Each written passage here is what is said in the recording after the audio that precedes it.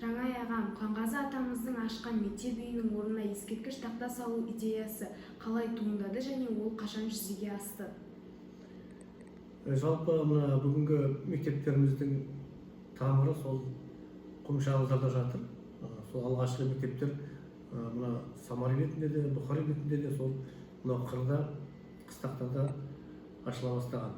Ондай мектептер өте көп, бастауыш мектептер қырда. Бағбанда да, Толғайда да, Жұлдызда да, Тумада да, Қаңбақта да, Теректе, Жуалан тағысында көптеген оларда осындай 2 класстық, 4 класстық алғашқы сауаттандыру жұмыстары жүргізген ғой кезінде. Солай мектепті ашыла берген. Соның бірі осы мына Қонғаз Серамовтың өзінің Теректе қыстауында мектеп ашқан. Енді содан кейін сол жерде Жанаманда мектеп ашқан.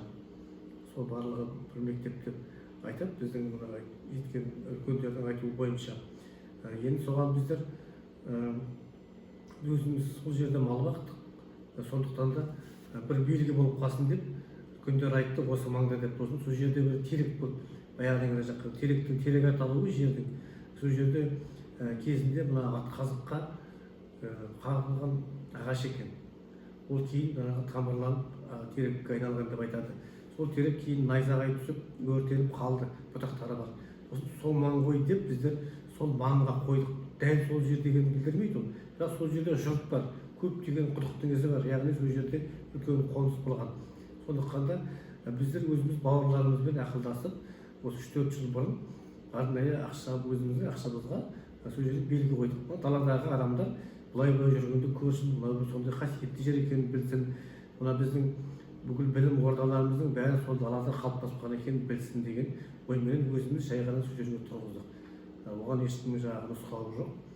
Сондай енді былтыр Қонғаз Серамов мектебінің 100 жылы болғанда соның арнайы ашылу рәсімін жасадық. Негізі оны жасаймыз деп тойлаған жоқ, ондай мақсат көздегеніміз жоқ. Жалпы өзіміздің бір шәкірттік барымыз болсын, сол жерде белгі болсын деп қойғанбыз.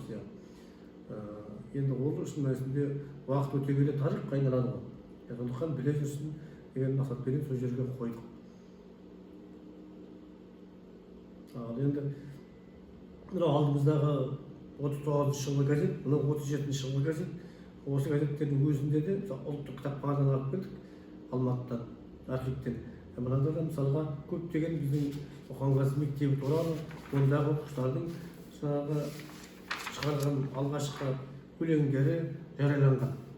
37 жылдар мысалға мына бетті алайық, міне Тілекқабыл Қуанов Елтай орта мектебінің оқушысы комсомол деген өлең жазыпты. Толыбай орта мектебінің оқушысы Ақмұқашев Қадей өмірім деген өлең жазыпты.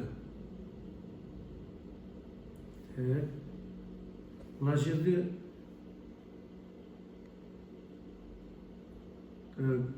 байлықтары, отанның байлықтары деген Елтай орта мектебінің оқушысы Мұқсиев өлең жазыпты. Осындай балдардың өлеңдері шығыпты. Сол кездердің өзінде газетке.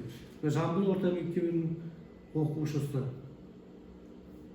Италий өлең шыққан.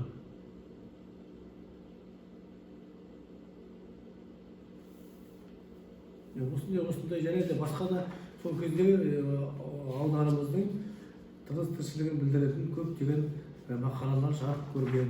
Осының бәрін қарап отырса, бұның өзінің барлығы тарих. Біздің кешегі өміріміз қандай болып, дәл соны суреттейтін материалдар мұнда жарық көрген. Осыны келіп қарап, осыдан мол мағлұмат алуға болады. Мысалы, бүгін ауданның тыныс тіршілігі қандай, кеше қандай болды. Оны мына жерде тақпадақтай барлық мектептер сол кезде қандай болды, оқу жылына қалай дайындалды, жағдай сол кезде қандай болды, соның барлығы осында шығып отырған. Сондай көптеген мәліметтер бар. Осыларды алып пайдалануларыңызға болады. Болашақта үлкен материал жазсаңыздар, ғылыми жұмыс қорғасаңыздар, редакциядан келіп қарауларыңызға болады. Жақсы ма?